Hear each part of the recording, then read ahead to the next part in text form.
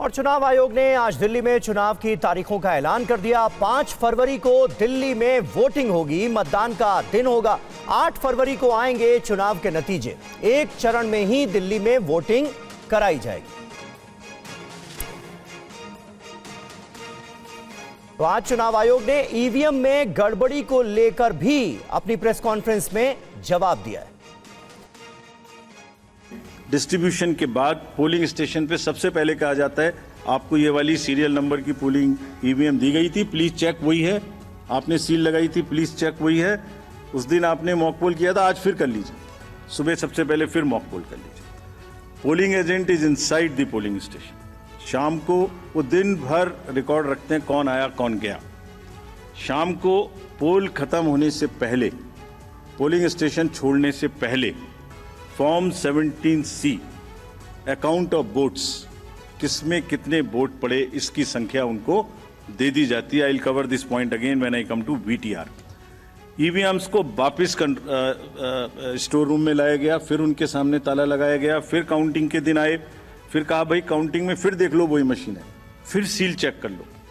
उसके बाद में फॉर्म 17C से मिला लो। अगर 17C से काउंट मिलेगा तभी काउंटिंग प्रोसीड करेगी। तो पोलिंग स्टेशन छोड़ने से पहले आपके हाथ में 17C दे दिया, काउंटिंग से पहले फिर मैच करके आपको दिखा दिया। और दिल्ली में आम आदमी पार्टी को अखिलेश यादव ने समर्थन दिया है। बड़ी खबर, समाजवादी पार्टी के मुखिया ने कहा है कि जो बीजेपी को हराएगा उसको एसपी का समर्थन। दिल्ली में कांग्रेस को समर्थन नहीं, यह भी कहा अखिलेश यादव ने। तो इंडिया में अखिलेश यादव कांग्रेस को न समर्थन देकर आम आदमी पार्टी को समर्थन दे रहे हैं। बड़ी खबर।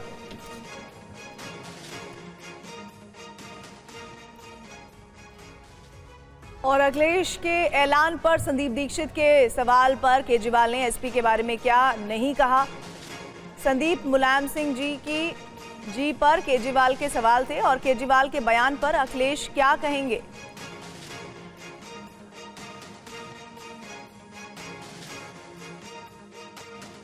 ये घटक तो लोकसभा में बना था ना। स्थानीय चुनाव में अखिलेश जी किसको सपोर्ट करते हैं, किसको नहीं सपोर्ट करते, वो अखिलेश जी जाने। अब पता नहीं उनके पिताजी क्या सोचते होंगे, क्योंकि उनके पिताजी को तो मुझे याद है ये हिंदुस्तान के सबसे भ्रष्ट नेताओं में गिना करते थे। ये बल्कि कहते थे कि सबसे जरूरी है कि इनके पिताजी मुलायम सिंह यादव जी को चुनाव में हराया जाए। तो क्या अखिलेश जी ये बात भी मानते हैं कि जो आम आदमी पार्टी, जो केजरीवाल मुलायम सिंह जी के बारे में कह रहे थे, आज उन्होंने उनको समझा दिया? क्योंकि उन्होंने कभी ये नहीं कहा कि इन्होंने जो मेरे पिताजी के बारे में कहा था वो गलत था। यानी आपने स्वीकार कर लिया।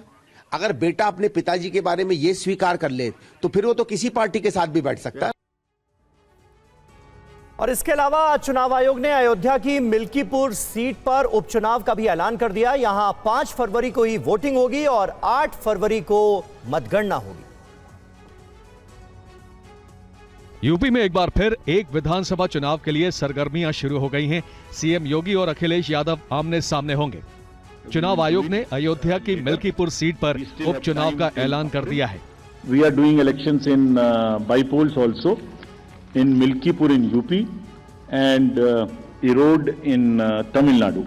मिल्कीपुर में फ्री एंड फेयर चुनाव को लेकर अखिलेश यादव ने क्या कहा, आइए सुनते हैं। मैं मिल्कीपुर के चुनाव के लिए आप सभी पत्रकार साथियों से कहूंगा कि सबसे फेयर इलेक्शन होने जा रहा है। इससे फेयर इलेक्शन आपने कभी नहीं देखा होगा, ना देख पाएंगे। इसलिए आप लोग सब कैमरे के साथ पहुंचिए। आपको बता दें कि लोकसभा चुनाव में समाजवादी पार्टी ने अवधेश प्रसाद को ही अयोध्या से उतारा था। अवधेश प्रसाद ने इस चुनाव में जीत हासिल की थी, लेकिन उन्होंने मिल्कीपुर विधानसभा सीट से इस्तीफा दे दिया था।